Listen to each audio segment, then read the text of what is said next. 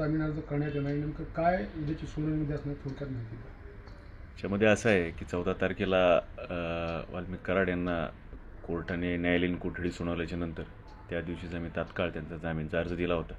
त्या जामीनचा अर्ज दिल्याच्या नंतर सन्माननीय कोर्टाने त्याच्यावरती सरकार पक्षाचा आणि तपासी अधिकाऱ्याचं जे आहे त्याचं उत्तर मागवलं आणि ते उत्तर मागवल्याच्या नंतर त्याची सुनावणी काल ठेवली होती आणि त्यांनी त्याच्यामध्ये तपासी अधिकारी असतील आणि सरकार पक्षाने त्याच्यामध्ये त्यांचं लेखी उत्तर दाखल केलेलं आहे. काल सुनावणी होती, परंतु माझ्या प्रकृती अस्वस्थतेमुळे मी न्यायालयात उपस्थित राहू शकलो नाही. त्यामुळे कोर्टाने ती सुनावणी तहकूब केली आणि उद्या त्याची सुनावणी ठेवलेली. या प्रकार नाही, कॉल्सबद्दल या प्रकरणामध्ये नाही. हा जो खंडणीचा गुन्हा आहे त्याच्यामध्ये न्यायालयीन कोठडी सुनावणी तो जामीनचा अर्ज जो आहे ते न्यायालयासमोर न्यायप्रविष्ट आहे. त्याची सुनावणी उद्या आहे.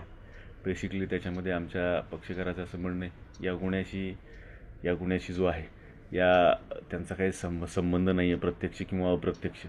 त्यांच्यावरती जे आरोप केलेले आहेत ते आरोप केवळ एक मीडिया प्रेशरखाली आणि एकंदर या गुन्ह्याची पार्श्वभूमी जर पाहिली तर त्यांना या गुन्ह्यामध्ये खंडणीच्या गुन्ह्यामध्ये विनाकारण गवलेलं आहे आणि त्यांच्याविरुद्ध कुठलाही पुरावा नसताना त्यांना या प्रकरणात आरोपी केलेला आहे, असा त्यांचा एकंदर न्यायालयासमोर स्टँड आहे.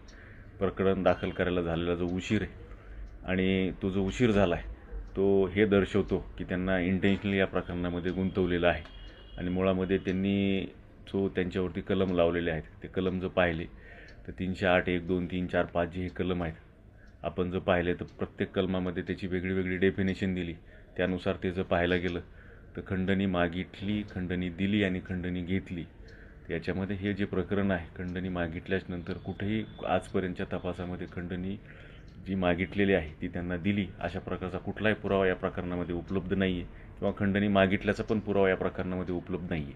त्यामुळे हा आमचा बेसिक स्टँड न्यायालयासमोर आहे आणि हा जो गुन्हा आहे प्रामुख्याने हा प्रथम वर्ग न्यायदंडाधिकारी यांच्यासमोर चालणारा आहे.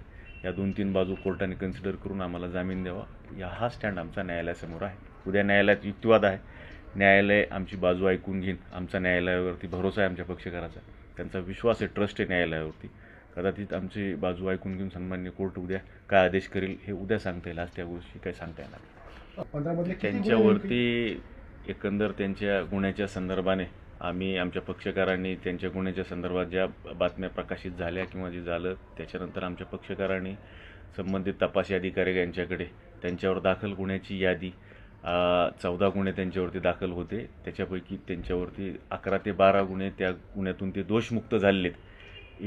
1 ते 2 गुन्हे जे पेंडिंग आहेत ते जे आहेत ते राजकीय आंदोलनाच्या संदर्भामध्ये परळी न्यायालयात पेंडिंग आहेत त्यांच्यावरती. बाकीचे इतर गुन्ह्यामधून त्यांना दोषमुक्त केलेला आहे याची माहिती तपासी अधिकाऱ्याकडे वाल्मिक कराड यांनी स्वतःहून दाखल केलेली आहे.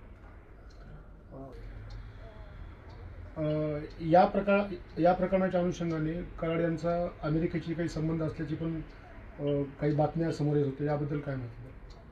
नाही, मला ते टी व्हीवरनं म्हणजे टी व्हीतल्या बातम्या ऐकूनच समजलं. त्याच्याबद्दल मी काही सांगू शकत नाही, परंतु न्यायालयाच्या समोर असा कुठलाही आजपर्यंत हा भाग आलेला नाही आहे किंवा त्यांचं कनेक्शन आहे किंवा नाही याबद्दल तपासी अधिकारीच योग्य ते खुलासा करू शकतील. परंतु एक प्रकर्षानं सांगतो, न्यायालयासमोर हा कुठलाच विषय आजपर्यंत आलेला नाही आहे.